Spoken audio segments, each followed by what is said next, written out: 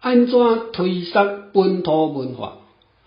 本土语言也就是学校内课表所写的乡土语言。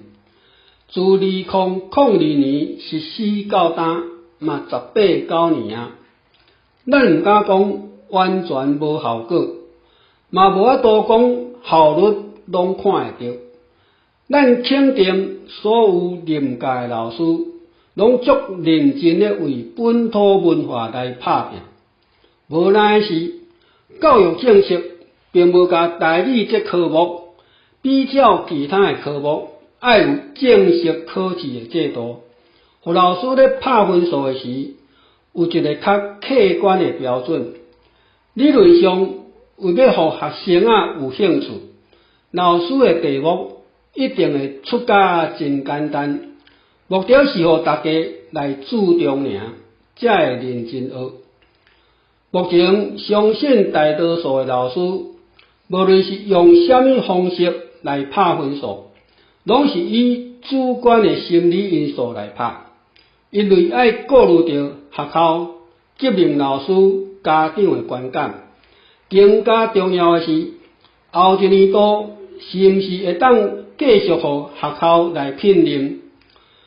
为着要传承这文化，嘛只好先甲家己的良心放在边仔。一年过一年，成果就是安尼尔。相信真侪老师足有才情，无论要跳、要唱、要耍，拢真有才调。重点是下课了后，囡仔敢有比较其他的功课来咧复习，这才是咱爱认真探讨的代志，敢毋是咧？